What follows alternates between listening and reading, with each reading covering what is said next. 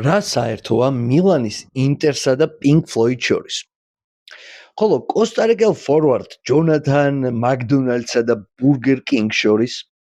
ახლავე გიამბობთ ამ ყველაფრის შესახებ. ოღონდ იქამდე ტრადიციული თხოვნა, რომ გამოიწეროთ ჩემი გვერდი, იმისათვის რომ მეტი საფეხბურთო ისტორიები გიამბოთ.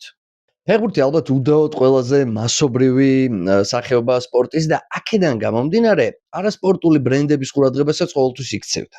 აქედან გამომდინარე, ალბათ თლათ უცნაურიც არ არის, რომ მილანის ინტერმა და ლეგენდარული როკ ჯგუფის წარმომადგენლებმა Pink Floyd-ის საკულტო ალბომის Wish You Were Here-ის 50 წლის იუბილესთან მიძღვნილი სპეციალური მერჩი გამოუშვეს.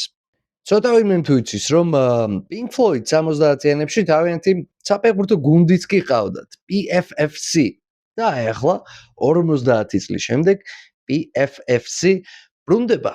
თუმცა ფეხბურთისა და არასაფეხბურთო ბრენდების კიდევ უფრო უცნაური კოლაბორაციების შემთხვევებიც არსებობს.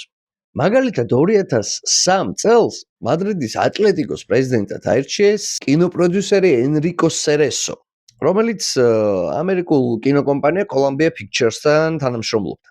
და შესაბამისად მომდევნო 2 სეზონის მანძილზე ატლეტიკოს მაისურზე ხან სპაიდერმენს არეკლამებდნენ, ხან Hellboy-ს, ხან Peter Pan-ს. ხოლო აი ჩემი ფავორიტი შემთხვევა 20-20 წლების სეზონში კოსტარიკაში მოხდა. ადგილობრივ ჩემპიონატში ალაჰუენსეს შემადგენლობაში თამაშობს ფეხბურთელი სახელად ჯონათან მაკდონალდი.